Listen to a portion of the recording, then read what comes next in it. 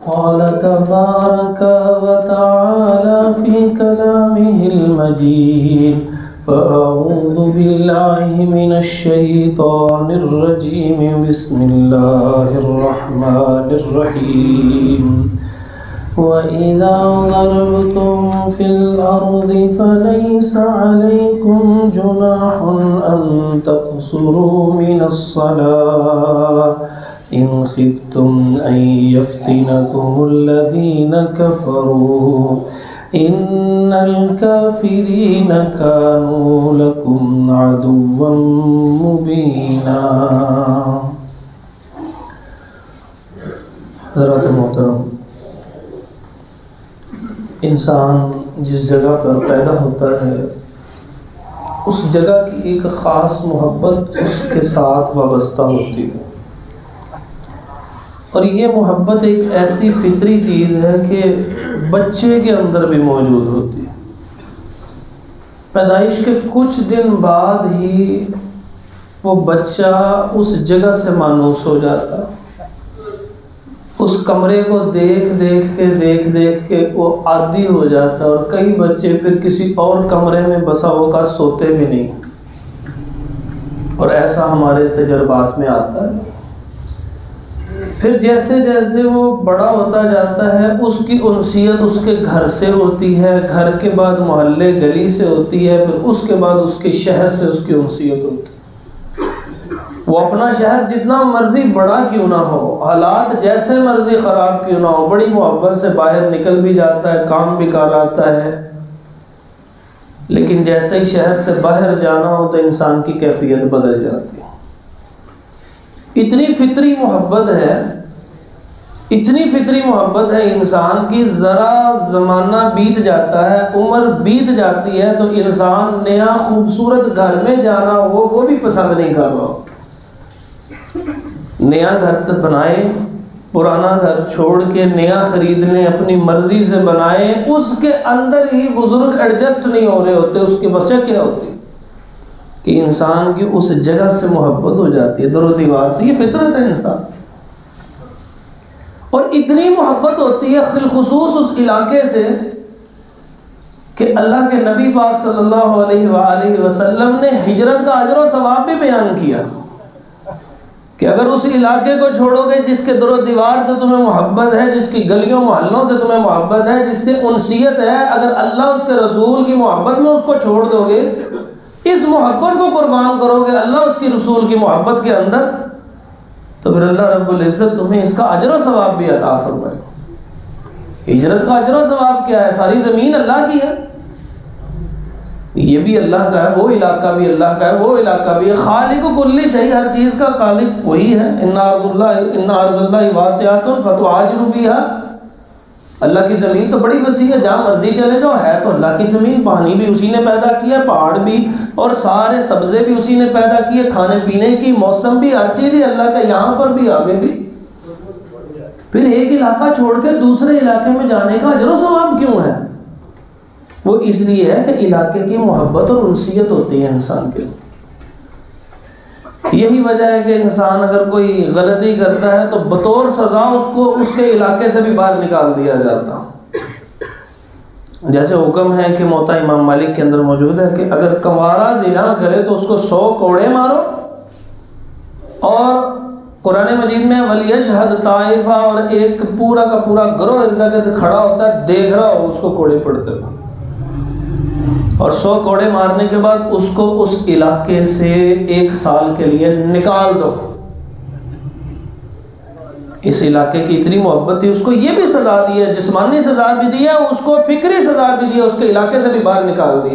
ایک تو یہ کہ گندا آدمی 1 سال تک نہ یہاں پہ رہے، اور دوسرا یہ کہ اس کو فکری طور پہ بھی سزا ملے، علاقہ چھوڑنے کی تکلیف ہو اس کو، کیونکہ علاقے کے ساتھ وابستگی ہوتی ہے۔ فرمایا اگر ایک آدمی ہے وہ ڈکیتی کے لیے آیا ہے، بندہ مار دیا ہے، تو پھر اس کے ساتھ اس کو قتل کیا جائے گا۔ ان الذين يحاربون الله ورسوله ويسعون في الارض فسادا ان يقتلوا او يصلبوا تقطع ايديهم او ينفوا من الارض۔ قتل کر دیا ڈکیتی کے دوران تو قتل کر دیا جائے گا، اگر خالی ڈکیتی مار کے مال چھین کے لے کے گیا، چوری نہیں کیا، چھین کے لے کے گیا، فرمایا اس کا ہاتھ اور پاؤں مخالف سمتوں سے کاٹ کے پھینک دو۔ یہ شخص قابل ہی نہیں ہے کہ اس کو جو اللہ نے ہاتھ دیا تھا یہ گریبانوں میں جاتا ہے، کاٹ دو اس کو۔ یہ پیروں پہ چل کے جاتا تھا تکبر کرتے ہوئے، لوگوں سے ان کا مال زبردستی چھیننا ہے، کاٹ دو اس کا ایک پیر۔ مالک تو اللہ ہے، اس نے حکم دے دیا، کون سی سخت سزا ہے؟ یہ سختی نہیں ہے کہ کئیوں کو قتل کر دیتے ہیں ڈاکو۔ فرمایا اگر یہ لوٹنے کے لیے آیا اور وہ دست و پا ہو گئے یا پولیس آ گئی، ہرکارے آ گئے، کسی وجہ سے یہ بھاگ گیا، مال بھی چھوڑ گیا، لے کے نہیں گیا، اب ہاتھ پاؤں تو نہیں کٹیں گے کیونکہ مال چھین کے نہیں لے کے گیا، اس کوشش کی وجہ سے اس کو سزا اتنی سخت ہے، اس کو علاقے سے باہر نکال دو دھکے دے، یہ اس علاقے کے اندر نظر نہ آئے، تاکہ علاقے کی جو محبت اس کے دل میں بیٹھی ہوئی ہے اب وہ علاقہ چھوڑے گا تو تکلیف میں آئے گا۔ تو کہنے کا مقصد اس تمہید کا یہ ہے کہ ایک علاقہ ہے جس میں انسان رہتا ہے، اسی لیے ایک علاقے سے دوسرے علاقے میں لوگ جانا پسند نہیں کرتے۔ لاہور کے لوگ ہیں، یہاں پر آئیں گے فٹ محسوس نہیں کریں گے اپنے آپ کو، یہاں کے لوگ لاہور چلے جائیں گے، یہ ساتھ ہی ہے علاقہ، ان کو آب و ہوا ہی عجیب لگے گی، نہیں یہاں کا پانی ہو رہا ہے، یہاں کی چیزیں ہو رہی ہیں، اللہ کی زمین ہے، سب کچھ وہی ہے، علاقے کی محبت کی وجہ سے ہضم نہیں ہوتا اکثر، ہو سکتا ہے کچھ تھوڑی بہت جغرافیائی تبدیلیاں ہوں لیکن اکثر علاقے کی محبت کی وجہ سے ہضم نہیں ہوتا۔ اب اسلام میں ایک یہ محبت کا فطرت کا بتایا گیا ہے کہ یہ ایک انسان کے دل میں اس کے علاقے کی محبت ہے، لیکن کئی ایسی مجبوریاں بن جاتی ہیں، علاقہ چھوڑنا پڑ جاتا ہے مستقل طور پہ بھی، لیکن کچھ عارضی چھوڑنا پڑتا ہے، کوئی کاروبار کے لیے باہر جانا پڑتا ہے، مجبور ہے، کیا کریں، یہاں پہ وہ چیز فروخت نہیں ہو رہی، ادھر جا کے فروخت کرتے ہیں۔ نبی پاک صلی اللہ علیہ وسلم نے خود فروخت کیا ایک علاقے کی چیز دوسرے علاقے میں، اسی لیے فقہاء نے بعض جگہوں پہ یہ تک لکھا ہوا ہے کہ اگر کاروبار کے لیے ایک جگہ سے دوسری جگہ مال فروخت کرنے جاؤ تو اس میں برکت ملے گی، کیونکہ رسول اللہ صلی اللہ علیہ وسلم نے جو از خود تجارت کی تھی وہ یہی کی تھی، صحابہ نے کی ہے اس علاقے کے اندر، اور اس کو آپ صلی اللہ علیہ وسلم نے پسند بھی کیا ہے، خود بھی بازاروں کے چکر لگایا کرتے تھے، اس کا مطلب وہاں کے لوگوں کے لیے تجارت ہے، لیکن اگر کام نہیں چل رہا تو اس ہیلے کو بھی اختیار کیا جا سکتا ہے، تو اس کو اختیار کرتے ہیں ہمارے کاروباری افراد، مختلف جگہوں کے اوپر مال دیا ہوتا ہے، مال دینے کے لیے، پیسے لینے کے لیے سفر کرنا پڑتا، کوئی شادی بیاہ کا موقع آتا ہے اپنے علاقے کو چھوڑ کے دوسرے علاقے میں جانا پڑتا، اور کچھ خوشی خوشی بھی جانے پڑتے ہیں، حج اور عمرے کا سفر ہوتا ہے، اپنا علاقہ چھوڑ کے خوشی خوشی بھی جاتا ہے، تو اس سفر کے بھی اسلام نے قربان جائے، اتنا مکمل دین ہے، سفر کے بھی مکمل احکامات اللہ رب العزت نے قرآن مجید اور محمد رسول اللہ صلی اللہ علیہ وسلم کے ذریعے ہم تک پہنچا دی، کہ جس وقت یہ سفر کرنا ہے تو کون کون سے احکامات ہیں، کیونکہ آپ اور میں اکثر سفر کرتے ہیں، یعنی ہر کچھ در سے بعد باہر کہیں نہ کہیں جانا پڑتا ہے، اور بالخصوص کاروباری آدمی کو تو ہفتے میں 1-2 دن باہر جانا پڑتا ہے، اور کئی افراد یہاں پر ایسے ہیں جو باہر سے یہاں پر آئے ہوئے ہیں اور جمعہ ادا کر رہے ہوتے ہیں اور پھر باہر جاتے ہیں، تو اس کے احکامات ایک ترتیب سے سماعت کرتے جائیے، تاکہ ہم جو اللہ کا حکم ہے، یا ایھا الذین آمنوا ادخلوا فی السلم کافہ، اے ایمان والو اسلام میں پورے کے پورے داخل ہو جاؤ، تو اسلام کا یہ جو سفر کے حوالے سے احکامات ہیں ہم ان کے اوپر عمل کر کے اسلام کے اس حصے کے اوپر بھی پورے کے پورے داخل ہو جائیں۔ سب سے پہلا حکم یہ ہے کہ نبی مکرم صلی اللہ علیہ وآلہ وسلم نے استحباب ذکر کیا، فرض نہیں کیا، استحباب پسندیدہ عمل تھا، فرمایا کہ کوشش کرو اگر تمہارے اختیار میں ہو، ایک ہے اختیار میں نہیں، آپ کو جو دن جانا پڑے گا اسی دن جانا پڑے گا، ایک اگر اختیار میں ہو تو جمعرات کے دن کو سفر کیا کرو، اور نبی صلی اللہ علیہ وسلم کا اپنا عمل صحابی فرماتے ہیں کہ آپ صلی اللہ علیہ وسلم کوشش کرتے تھے کہ کوئی سفر جمعرات کو آغاز کرے،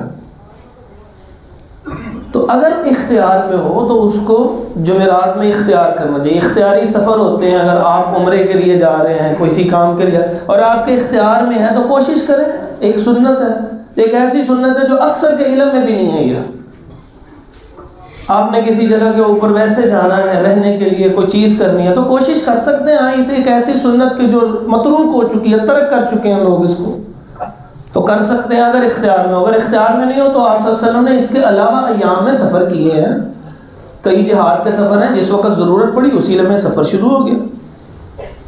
لیکن اگر اختیار ہو تو کوشش کریں، کیونکہ نبی صلی اللہ علیہ وسلم کا اپنا عمل بھی ہے اور ترغیب بھی دی ہے، فرض نہیں ہے، لیکن بہرحال کہ یہ مستحب عمل ہے۔ مستحب عمل وہ ہوتا ہے کہ جس کے کرنے پر اجر و ثواب اللہ کی طرف سے ضرور عطا ہو۔ تو نبی صلی اللہ علیہ وآلہ وسلم نے ارشاد فرمایا اللہم بارک لی امتی فی بکورہا، اے اللہ میری امت کی صبح کے اندر اللہ تو برکت رکھ دے۔ تو اس لیے اگر سفر کرنا ہو تو دوپہر کے اوقات سے اجتناب کرتے ہوئے صبح صبح سفر کریں۔ یہ جہاں حدیث ذکر ہوئی ہے اس کے آگے نا قول ذکر ہوا ہے، ایک عمل ذکر ہوا ہے سخر نامی آدمی کا رحمہ اللہ۔ انہوں کیا کرتے تھے، اپنی تجارتی قافلہ جو سفر کے لیے بھیجتے تھے نا، فلان جگہ جا کے چیز فروخت کر کے آنی ہے، جیسے ہمارے ہاں اگرائی لینے کے لیے چلے جاتے ہیں، یا کوئی بچے تعلیم کے لیے دوسرے علاقے میں جانا ہوتا ہے، وہاں پہ ہاسٹل میں رہنا، صبح کلاس ہے، شام کو سفر کر رہے ہیں، آپ درمیان میں ظہر کے وقت سفر کر رہے ہیں، تو کرنا تو جائز ہے، لیکن انہوں نے اس حدیث کے اوپر عمل کرتے ہوئے اپنے قافلے صبح کے وقت بھیجنے شروع کر دیے۔ حدیث کے آگے ہی ان کی کیفیت لکھی ہوئی ہے، وَأَسْرَا کہ اللہ تعالیٰ نے ان کو صاحب ثروت کر دیا، یعنی مال و دولت کی فراوانی عطا فرمائے، کثر مالہ، ان کا مال اللہ تعالیٰ نے خوب بڑھا دیا، کیونکہ ایک ہی حدیث کے اوپر دل کی عطا گہرائیوں سے جب انسان عمل کرتا ہے تو اس کی کیفیت کے مطابق اللہ اس کے اوپر خاص رحمتیں بھی نازل فرما۔ تو صبح کے وقت ابھی فرمایا کہ علیکم بالدلجہ، کہ تم رات کے وقت سفر بھی کر سکتے ہو، اور رات کے بالکل انتہا جس وقت عشاء کی نماز کے بعد بھی سفر کر سکتے، تو عشاء کی نماز کے بعد بھی سفر ہے۔ کیوں سفر ہے؟ فرمایا کہ اس وقت جو ہے وہ راستے سمیٹ دیے جاتے ہیں، وہ جو سواریاں ہوتی تھیں وہ جانور ہوتے تھے، کوئی گاڑیاں سواریاں نہیں ہوتی تھیں، تو ارد گرد کی روشنی، ارد گرد کی دھول مٹی، اس ٹائم کچھ بھی نہیں ہوتا تھا، کچی سڑکیں ہوتی، جب رات کے ٹائم سفر کرتے تو سواری بھی سکون سے کر لیتے تھے، اور بندہ بھی آدھا سویا اور آدھا جاگا، اس کو سفر کا پتہ بھی نہیں لگتا تھا، وہ آدھی کو رات تک سفر کر کے اس کے بعد قیام کر لیا کرتے تھے، یعنی ٹھہر جایا کرتے تھے۔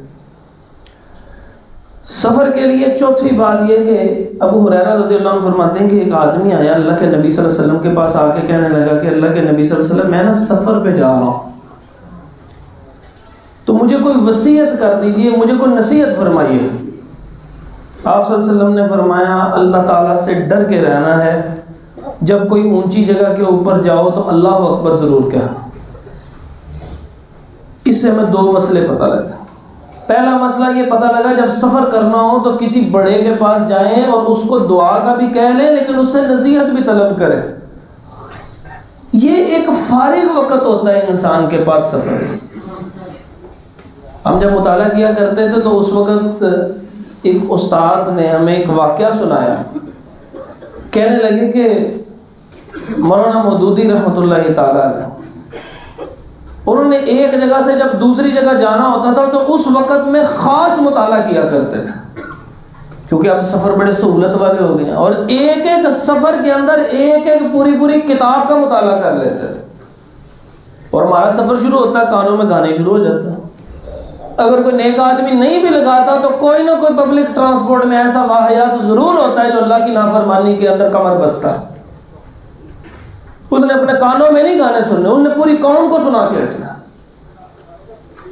اس کے اوپر ایک حدیث آ رہی ہے، وہ سناتا ہوں انشاءاللہ آپ کو بعد۔ اب جب وہ بندے کو نصیحت کر دی تو معلوم ہوا ہمیں بھی بڑوں سے نصیحت لینی چاہیے اور ان کو بتا کے جانا چاہیے۔ ماں پوچھ رہی ہوتی بیٹے آپ کدھر ہیں؟ کہا جی میں تو فلان علاقے میں آیا ہوں، بتایا ہی کوئی نہیں، نہ باپ کو پتا نہ ماں کو پتا، اور چل پڑے۔ اب میں بڑا ہو گیا ہوں جی، آپ مجھے ٹیلی فون بھی پیچھے سے نہ کیا کریں، میں بڑا ہو گیا ہوں۔ وہ جو ماں باپ جو تیری پیدائش کا سبب بنے تھے وہ تیرے سے چھوٹے ہو گئے تھے، ان کو تیری کوئی فکر نہیں تھی۔ صحابہ تو رسول اللہ صلی اللہ علیہ وسلم کے پاس جاتے، تیرے گھر کے اندر تیری اتنی عظیم شخصیت موجود ہے جو تیرے لیے دعا کرے گی، اس سے جا کے کہے میں سفر پہ جا رہا ہوں، اتنا وقت ہے، مجھے کوئی نصیحت کرے، میں کیا کروں؟ جیسے اس بندے نے آ کے رسول اللہ صلی اللہ علیہ وسلم سے نصیحت طلب کی تھی۔ بلکہ صحابی کہتے ہیں، معاذ بن جبل رضی اللہ تعالیٰ عنہ کہتے ہیں کہ میں نے بہت سی باتیں نبی صلی اللہ علیہ وسلم سے سفر کے اندر سیکھی ہیں۔ میں نے سفر بہت آپ صلی اللہ علیہ وسلم نے کیے ہیں، جہادی کیے ہیں اور بہت سارے سفر کیے ہیں، تو اس سفر کے اندر میں دیکھتا، ایک دن کہتے ہیں میں نبی صلی اللہ علیہ وسلم سفر کر رہے تو صحابہ بھی ساتھ ہی تھے، کہتے ہیں میں نے دیکھا آپ صلی اللہ علیہ وسلم ذرا اکیلے ہوئے ہیں، کہنے لگے میں آگے چلا گیا، میں اللہ کے نبی صلی اللہ علیہ وسلم کے ساتھ ساتھ ہو گیا. میں کہ اللہ کے نبی صلی اللہ علیہ وسلم مجھے کوئی ایک عمل ایسا بتا دیں جو مجھے جنت میں لے جائے. آپ صلی اللہ علیہ وسلم نے ان کو نماز کی نصیحت فرمائی، ان کو بہت ساری نصیحتیں فرمانے کے بعد اب انہوں نے مانگا ایک عمل، اور رسول اللہ صلی اللہ علیہ وسلم کئی اعمال بتا دیے. اب ہمارا طلب تو اسی ایک عمل کی تھی، یہ تو کرتے ہیں کوئی ایک عمل بتا دیں. نبی صلی اللہ علیہ وسلم نے فرمایا کیا میں تمہیں ان تمام اعمال کی چوٹی نہ بتا دوں؟ جیسے کوئی پہاڑ ہے، اس کی چوٹی سب سے عظیم عمل ہوتا ہے، یعنی یہ کرنے کے بعد وہ عمل اتنا ضروری ہے کہ جیسے پیک وہ ہوتی ہے، جیسے انتہا وہ ہوتی ہے. وہ کہنے لگے اللہ کے نبی صلی اللہ علیہ وسلم یہی تو پوچھنے آیا تھا. تو آپ علیہ الصلوۃ والسلام نے ارشاد فرمایا کف علیہ ھذا، اس زبان کو تم قابو میں رکھنا. اللہ اللہ. وہ کہنے لگے اللہ کے نبی صلی اللہ علیہ وسلم یہ عمل؟ تو آپ علیہ الصلوۃ والسلام نے ارشاد فرمایا کہ کیا کوئی اور انسانوں کے اعمال میں سے ایسا عمل ہے جس کی وجہ سے، جس کی خرابیوں کی وجہ سے انسانوں کو جہنم میں اوندے منہ گرا دیا جائے گا؟ مطلب یہ ہے کہ اس سفر کے اندر اس زبان کو بھی قابو میں رکھنا ہے، اور سفر کے بغیر بھی. اور اگر آپ کسی اچھے کے ساتھ سفر کر رہے ہیں تو اس سے نصیحت طلب کریں. صحابہ سفر کے دوران بھی نصیحت طلب کرتے تھے. آج کل ہم سفر کے دوران کیسے نصیحت طلب کر سکتے ہیں؟ کوئی درس لگا لیں، یہ بھی تو ایک نصیحت ہے. لیکن درس کون لگائے گا؟ گانوں سے فرصت ملے اس قوم کو تو درس لگائے. نبی مکرم صلی اللہ علیہ وسلم نے ارشاد فرمایا ایک وقت آئے گا، اگر وہ کیفیت ہوئی کہ جس وقت انسان اتنے آلات مزامیر میں کھو جائیں گے، میوزیکل انسٹرومنٹ میں اتنا موسیقی، اتنی موسیقی ہو جائے گی کہ ان کے سفر و حضر، سواری اور غیر سواری، ہر وقت وہ یہی کام کرتے رہیں گے. تو فرمایا ڈرو اس وقت سے کہ ایک رات وہ سوئیں اور اللہ ان کو جب صبح اٹھائے تو ان کی شکلیں بندر اور خنزیروں جیسی کر دیں. کوئی ایک سفر ایسا ہو جو پبلک ٹرانسپورٹ پہ ہو، جو فلموں اور گانوں اور ڈراموں کے بغیر ہو. یہ موبائل ایک عذاب کسی کیفیت سے ہمارے ہاتھوں میں دے دیا گیا. اس سے قرآن کی تلاوت نہیں کی، اس سے دروس نہیں سنے. اس قوم نے، بالخصوص اس نوجوان طبقے نے، کہ جن کی نوجوانی کے اوپر رسول اللہ صلی اللہ علیہ وسلم کی ایک حدیث یاد رکھیے کہ یہ وہ ایام ہوتے ہیں جو عبادت کے ایام ہوتے ہیں. ایک صحابی آیا اللہ کے نبی صلی اللہ علیہ وسلم میں روزہ رکھنا چاہتا ہوں، کتنے رکھوں؟ آپ صلی اللہ علیہ وسلم یہ کر لو وہ کر لو، کرتے کرتے آخر میں آپ صلی اللہ علیہ وسلم نے فرمایا ایک دن رکھ لینا، ایک دن چھوڑ دینا. وہ جو ہر دفعہ کہ مجھے اور طاقت ہے، مجھے اور طاقت ہے، جو جوانی میں طاقت ہوتی ہے. کہا میں کتنا قرآن پڑھوں؟ کہا اس طرح پڑھ لو، اس طرح. کہنے لگے نہیں میں اس سے بھی زیادہ. کہا پھر اس طرح کر لو کہ 3 دنوں کے اندر قرآن ختم کرنا، اس سے زیادہ نہیں. اب وہ صحابی ہیں، قرآن کو سمجھتے بھی ہیں، ان کو یہ کہہ دیا. اب وہ نبی صلی اللہ علیہ وسلم کے بعد وہ زندہ رہے ایک طویل عرصہ، اور وہ کرتے رہے، عمل کرتے رہے. جب بوڑھے ہو گئے تو کہنے لگے اے کاش اللہ کے نبی نے مجھے سہولتیں دی تھی، میں کاش انہیں اختیار کر لیتا. لیکن اب چونکہ میں نے ان سے یہ بات کر لی ہے، میں یہ عمل کروں گا تو میں کروں گا موت تک. کہ جوانی کے اندر انسان عبادت کرے. صحابہ عبادت کیا کرتے تھے، اور یہاں بوڑھے ہوتے چلے جائیں تو عبادت بڑھتی چلی جائے. چلو یہ بھی اللہ کا کوئی انعام ہے، لیکن جہاں پہ جوانی ہے، جہاں پہ کچھ کرنا چاہیے تھا، کہتے ہیں اچھا چلو بوڑھے ہو گئے تو دیکھ لیں. اس کے بعد جس وقت انسان سفر کا آغاز کرے اور سواری کے اوپر بیٹھے، یہ میں نے ایک صفحہ جو ہے وہ آپ لوگوں کے لیے باہر دے دیا فوٹو کاپی کروا کے، تو یہ وہاں سے دیکھ لیجئے گا. یہ میں وہی پڑھ کے سنانے لگا ہوں تھوڑا سا اس دعا کا، کہ جس دعا کو اکثر کو دعائیں نہیں آتی.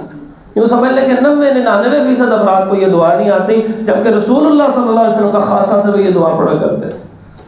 سواری پہ بیٹھتے ہوئے کہتے سبحان الذی سخر لنا ھذا، اے اللہ تو بڑا ہی پاک ہے. وہ پاک ہے اللہ کہ جس نے ہمارے لیے اس سواری کو تابع فرمان کر دیا. یہ گاڑی ہے، یہ موٹر سائیکل ہے، کوئی جانور پہ سواری کی جاتی تھی تو وہ اپنی سرکشی کرتا نا، لیکن فرمایا تو نے پاک ہے اللہ، تو بڑا ہی عظیم ہے، ہم جیسے لوگوں کے لیے بھی کر دی تو نے. وما كنا له مقرنین، ہم اس کو قابو نہیں کر سکتے تھے. وَإِنَّا إِلَىٰ رَبِّنَا لَمُنْقَلِبُونَ، اور اے اللہ بے شک ہم تیری ہی طرف لوٹ کے آنے والے ہیں. ہو سکتا ہے سواری سے کوئی حادثہ ہو جائے، ہو سکتا ہے ہم سفر کر رہے ہیں وہاں پہ کوئی مسئلہ پیش آ جائے. یا اللہ سواری پہ پیر رکھتے ہی تجھے یاد کرتے ہوئے کہتے ہیں ہمیں یہ بات یاد ہے کہ ہمیں تیری طرف لوٹ کے آنا، اور ہم جلدی جلدی پڑھ رہے ہوتے ہیں. سواری کی دعا پڑھ لو جی، سبحان اللہ سخر لنا ھذا. یہ دعائیں ایسے نہیں پڑھی جاتی. ہمارے ہاں تو نماز کے بعد اذکار کا بھی یہی حال ہوتا ہے، سبحان اللہ سبحان اللہ سبحان اللہ سبحان اللہ. پتہ نہیں کوئی پیچھے لگا ہوا ہے اور اللہ کو کہہ رہے ہیں سبحان اللہ سبحان اللہ سبحان اللہ. ایسے پڑھتے ہیں اللہ کا نام. کیا اللہ تعالیٰ کو اس طرح کہنا چاہیے اللہ تو پاک ہے، اللہ تو پاک ہے، اللہ تو پاک ہے؟ کہ دل سے کہنا چاہیے، دل کی عطا گہرائیوں سے کہ اللہ اکبر، اللہ تو سب سے بڑا ہے، میرے سے تو بڑا ہے، میری خواہشوں سے تو بڑا ہے. اللہ نقص کمیاں کوتاہیاں ہر چیز میرے میں ہے، تو پاک ہے، سبحان، تو پاک ہے. دل کی عطا گہرائیوں سے. پھر جس وقت نبی صلی اللہ علیہ وسلم سواری پہ بیٹھ جاتے تو کیا کہتے؟ اللہم انا نسألک فی سفرنا ھذا البر والتقوی. اے اللہ ہم تجھ سے سوال کرتے ہیں. کس چیز کا؟ اس سفر کے اندر ہم تجھ سے نیکی اور تقوی کا سوال کرتے ہیں. اور بار بار دہرا رہا ہوں، سفر کے اندر اللہ کی نافرمانی جو ہم نے مستقل مزاجی سے اپنائی ہے، اس کو ختم کرنا ہے. اللہ تعالیٰ سے دعا کر رہے ہیں. رسول اللہ صلی اللہ علیہ وسلم دنیا کے سب سے متقی انسان، سب سے نیک انسان، وہ کیا کہتے ہیں؟ یا اللہ میں اس سفر کے اندر تجھ سے نیکی اور تقوی کا سوال کرتا ہوں. وَمِنَ الْعَمَلِ مَا تَرْضَىٰ، اور میں ایسے عمل کا تجھ سے سوال کرتا ہوں کہ جو تجھے راضی کر دے، رب راضی ہو جاتا ہوں. کو میں ایسا عمل کر جاؤں اس سفر کے دوران کہ تو راضی ہو جا. اللہم حوّن علینا سفرنا، اے اللہ ہمارے سفر کو تو آسان کر دے. کیا خوبصورت دعا ہے، پڑھتے ہی نہیں عام طور. ایک جملہ کہتے ہیں، بڑا خوبصورت جملہ ہے، کہتے ہیں اللہ کے سپرد، بہت اچھا جملہ ہے. کیا نبی صلی اللہ علیہ وسلم نے صرف ایک جملہ کہا تھا کہ یہ پوری دعا پڑھی تھی؟ اللہم حوّن علینا سفرنا، اے اللہ ہمارے سفر کو تو آسان بنا دینا. کیونکہ ہوتا یہ ہے کہ جب سفر شروع کرتے ہیں تو کئی مشقتیں آ جاتی ہیں. گاڑی پہ سفر کر رہے ہیں وہ پنچر ہو جاتی ہے 2 دفعہ، آپ کا سفر پریشان ہو جاتا ہے. کوئی ایسی پریشانی آ جاتی ہے، ہیٹ اپ ہو گئی گاڑی، رستے میں کوئی بلاکیج آ گئی، کوئی پرابلم آ سکتی ہے. نبی صلی اللہ علیہ وسلم نے اس زمانے میں بھی دعا کی، اللہم حوّن علینا سفرنا ھذا، یا اللہ ہمارا یہ سفر تو آسان فرما. وَاطْوِ عَنَّا بُعْدَهُ، یا اللہ اس کی دوریاں سمیٹ دے ہمارے لیے. کیونکہ بہت ساری دوریاں، مطلب پریشانیاں، سفر تھوڑا سا ہے وہی تاخیر ہوتا چلا جائے، تاخیر ہوتا چلا جائے، میرا کام نہ ہو، میں رات کو واپس نہ آ سکوں. کتنی خوبصورت دعا ہے. انسان جلدی میں جاتا ہے تو ڈرائیونگ تیز کر رہا ہوتا ہے. یہاں ڈرائیونگ جو بھی کرنی ہے احتیاط سے کیجئے، اجلت نہ کیجئے. فرمایا کہ یہ جو العجلۃ من الشیطان، یہ جلد بازی شیطان کی طرف سے ہوتی ہے. ایک صاحب کے ساتھ سفر کر رہے ہیں اور وہ 90-100 کی سپیڈ پہ جا رہے ہیں. آہستہ کر لو، کہتے ہیں یہ تو ہلکی سی سپیڈ ہے. میں نے کہا ہلکی سپیڈ وہاں پر ہے کہ جہاں پہ سڑک صاف ہے. یہاں اتنے بندے ہیں، ایک کو بھی نیچے دے دو گے ساری زندگی نہ تو اس بندے کے نیچے دینے کے احساس سے تو باہر نکلنا ہے، اور اگر وہ فوت ہو گیا تو پھر یہ قتل تیرے ذمہ پڑ جانا. اور اگر تو بھاگ بھی گیا، دنیا میں بچ بھی گیا، کل قیامت کے دن جو سب سے پہلا فیصلہ ہونا ہے وہ قتل کا ہونا ہے، اس دن تجھے پکڑ لیا جانا. کیا فائدہ اس جلدی کا؟ تو سفر کے اندر، سواری کے اندر جاتے ہوئے پہلے اللہ سے دعا کر لیں اگر جلدی ہے. وَاطْوِ عَنَّا بُعْدَهُ، یا اللہ جو اس کی دوری ہے اس کو تو لپیٹ دے، کم کر دے، یعنی سکون دے دے. اللہم انت الصاحب فی السفر، اللہ اکبر، یا اللہ تو سفر میں میرا ساتھی ہے. سبحان اللہ. کہا یا اللہ تو سفر میں میرا ساتھی ہے. والخلیفۃ فی الاہل، یا اللہ تو سفر میں میرا ساتھی ہے، میرے پیچھے والوں کا بھی تو ہی رکھا والا ہے.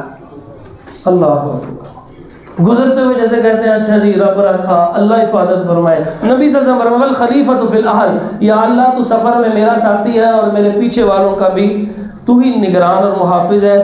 اللہم انی اعوذ بک من وعثاء السفر، یا اللہ میرے سفر کی مشکلات کو تو آسان فرما. کتنی خوبصورت دعائیں کر رہے ہیں سفر کے اندر. ہمیں کتنے لوگ جاتے ہیں 2-2 3-3 ہفتے کے اندر سفر کرتے ہیں. کبھی مال لینے جاتے ہیں، کبھی مال بک جاتا ہے اس کے پیسے لینے جاتے ہیں. تو یہ بار بار سفر ہو رہا ہے اور یہ دعا ایک کو بھی نہیں آ رہی ہوتی.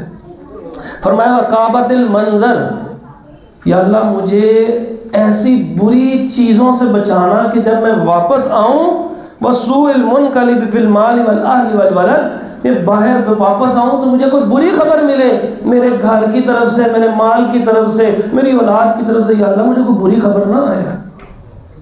کیا خوبصورت دعا کر کے جا رہا. پھر سکون سے جائے گا. کیوں؟ کہہ کے جا رہا یا اللہ تو سفر میں میرا ساتھی ہے. تو جس رب کو سفر میں ساتھی بنایا پھر اس کو یاد بھی کرے. نبی مکرم صلی اللہ علیہ وآلہ وسلم نے ارشاد فرمایا کہ 3 بندوں کی پکار اللہ کبھی رد نہیں کرتا. مستجاب، یہ قبول شدہ ہے، یہ جب دعا کرے قبول ہو جائے گی. دعوت المظلوم، فرمایا مظلوم نے جب بد دعا کی نا تو اللہ کبھی بھی رد نہیں کرے گا. فرمایا دعوت الوالد علی والدہ، کہ اپنے باپ اپنے بیٹے کے لیے اگر کوئی پریشان ہو کے بد دعا کر دے کسی وقت، فرمایا یہ رد نہیں ہوتے. یہ بد دعا جو باپوں کو تکلیف پہنچانے والا ہے. میں بار بار کہتا ہوں ماں کی عظمت اکثر لوگ بیان کرتے ہیں اور باپ کو اکثر لوگ بھول جاتے ہیں. باپ کے سامنے کہہ رہے ہوتے ہیں یہ میری ماں کی دعا ہے. باپ نے کوئی بد دعائیں تو نہیں کی تھی نا. باپ بھی تو دعا کرتا تھا صبح سے لے کر رات تک، وہ تو کھپتا رہتا تھا، اس کے لیے تو پریشانیاں زیادہ تھیں. اچھا ایسا اللہ نے اس کو حوصلہ عطا فرمایا ہوتا ہے باپ کو، کبھی احسان نہیں جتلاتا، کبھی احسان نہیں جتلاتا. ماں تو رو لیتی ہے، کمزور ہے، رو لیتی ہے، یہ تو روتا بھی نہیں کسی کے سامنے. پر میں اگر اتنا دل تو نے اس کا دکھا دیا اور اس کے ہاتھ اٹھ گئے، اللہ نے اس کی بد دعا تیرے حق میں کبھی بھی رد نہیں کر لگ جا نہیں. فرمایا دعوت المسافر، جو سفر کرنے والا ہے جب وہ دعا کرے گا اللہ تعالیٰ اس کی دعا کو بھی کبھی رد نہیں کرے. تو سفر شروع ہو، دعا شروع کر لیں. مجھے یاد ہے اپنی زندگی کا کہ اگر کوئی پریشانی لگی اور سفر کے اسباب میسر ہوئے، میں نے سفر شروع کر دیا صرف اسی مقصد کے لیے. اب یہ سفر کے لیے جو ہے وہ دعا قبول ہوگی، چلو ایک ایسا سبب مل گیا کہ اللہ میری دعا ہی قبول کر لے، میں بھی تو گناہ گار ہوں. تو ہم جو سفر عام روٹین میں کرتے رہتے ہیں تو ہر وقت کچھ نہ کچھ کہتے رہے. ابو موسیٰ اشعری رضی اللہ تعالیٰ عنہ سے روایت ہے، کہنے لگے کہ ہم نے جا رہے تھے سفر کے اندر ایک، تو ذرا اونچائی آتی تو ہم میں سے ہر بندہ اونچی اونچی اللہ اکبر لا الہ الا اللہ کہنا شروع کر دیا. بڑا خوبصورت کلمہ تھا. رسول اللہ صلی اللہ علیہ وسلم نے اس کلمے کا انکار نہیں کیا، کہا اتنی اونچی؟ اللہ تعالیٰ کو سنائی دیتا ہے جو تم کہہ رہے ہو دلوں کے اندر پہ. تو تنہائیوں کے اندر جب سفر کے اندر جا رہے ہو تو اس وقت اپنے رب کو یاد کرتے ہیں. نبی صلی اللہ علیہ وسلم سوار اور سواریوں کی قدر کیا کرتے تھے. فرمایا ایک حدیث میں آتا ہے آپ صلی اللہ علیہ وسلم نے فرمایا اکیلے سفر نہیں کرنا، اکیلے شیطان ہوتا. اب یہ جو اکیلے سفر، ایک ہے مجبوری کا اکیلے سفر، آپ کے ساتھ کوئی بھی نہیں ہے اور گاڑی پہ ہی جانا ضروری ہے اپنی اور سکون سے چلے گئے ہیں، یہ مجبوری کا ہے. یہ جو آپ پبلک ٹرانسپورٹ پہ جاتے ہیں یہ اکیلے سفر نہیں ہوتا. فرمایا کوشش کرو کہ 2-3 افراد کا، 2 کے ساتھ بھی اسی طرح شیطان کا لفظ بولا گیا. فرمایا 3 افراد کوشش کرو ہو سفر کے اندر اگر ہو سکے. یہ وہی استحباب ہے، فرض نہیں ہوا لیکن کوشش کرو کہ ہو. اور جس وقت 3 افراد ہوں پھر آپ صلی اللہ علیہ وسلم فرمایا ان 3 میں سے ایک کو امیر سفر بنا لو کہ جو یہ فیصلہ کرے اس کو قبول کرو، باقی 2 اس کو مشورے دے دو. اور امیر کا کام صرف فیصلے کرنا نہیں ہوتا. رسول اللہ صلی اللہ علیہ وسلم ہمیشہ سفر کے امیر ہوتے تھے. کون بن سکتا ہے آپ صلی اللہ علیہ وسلم کی موجودگی میں امیر سفر؟ مگر حیثیت کیفیت آپ علیہ السلام کی کیا ہوتی؟ صحابی فرماتے ہیں نبی صلی اللہ علیہ وسلم اینڈ پہ ہوتے ہیں، آخر میں. لوگ صحابہ آگے جا رہے ہیں بالکل آخر میں. کیوں؟ اس لیے آخر میں ہوتا ہے. سبب بیان کیا، کہا یہ کوئی کمزور کوئی بوڑھا آ رہا ہے تو اس کی دلجوئی کرتے، اس کو ساتھ لیتے، اپنی سواری پہ ساتھ بٹھا لیتے. یہ ہوتا ہے امیر سفر. امیر اس کو کہتے ہیں، بڑا اس کو کہتے ہیں. بڑا بننے کے لیے بڑی قربانیاں بھی دینی پڑتی ہیں. تو سفر کے اندر ایک دوسرے کا ساتھ ایثار کا معاملہ. نبی پاک صلی اللہ علیہ وسلم نے فرمایا اونٹوں پہ سفر ہوتا تھا، گھوڑوں پہ سفر ہوتا تھا، فرمایا یہ جو اونٹوں کی جس وقت چراگاہیں آئیں تو روک لو اور اونٹوں کو چرنے دو، اور جہاں بنجر اور چٹیل میدان آ جائیں، جہاں سنسان وادیاں آ جائیں، جلدی نکلا کرو۔ آج اگر ہمارے پاس یہ نہیں ہے، اونٹ پہ سفر کا اس کے اسباب نہیں ہے، کوئی اور سواریاں اللہ نے عطا کر دی ہیں، تو اس کے اندر یہ جو اگلی حدیث کا حصہ ہے کہ سنسان ویران بنجر علاقوں سے جلدی نکلو، یہ بھی ہمیں اس بات کی طرف اشارہ ہے کہ اگر وہاں پہ کوئی کھانے شانے کے لیے رکنا ہے مت رکیں، آگے نکلیں وہاں سے۔ اور فرمایا کہ سفر کرنا ہے تو رستے میں اس طرح قیام نہ کرو راتوں کو، کیونکہ رات کے وقت پہ حشرات الارض اور جانور ان جگہوں پہ نکلتے ہیں ایک ایک چیز کی اصلاح۔ اور جس وقت سفر کرتے آپ صلی اللہ علیہ وسلم تو سواری پہ بیٹھ کے نفل شروع کر لیتا۔ ہم تو کہتے ہیں نا کٹھی کرتے جائیں گے، نمازیں کٹھی کرتے تھے فرض، سنتے نہیں تھیں، لیکن یہ بھی تو سنت تھی نا رسول اللہ صلی اللہ علیہ وسلم کی، سواری پہ بیٹھ کے ساتھ ہی۔ آپ ڈرائیونگ کر رہے ہیں آپ نہ کریں، ساتھ بیٹھے ہوئے ہیں تو وضو کی حالت میں ہو، اس سے یہ بھی معلوم ہوا کہ وضو کر کے سفر کرنا چاہیے۔ تو یہ جتنا ہمارا وقت سفر کے اندر گزرتا ہے یہ اس کے کچھ احکام و مسائل ہیں، اس کو اللہ رب العزت ہمیں اختیار کرنے کی توفیق عطا فرمائے۔ اقول قولی ھذا استغفر اللہ لی ولکم ولجمیع المسلمین۔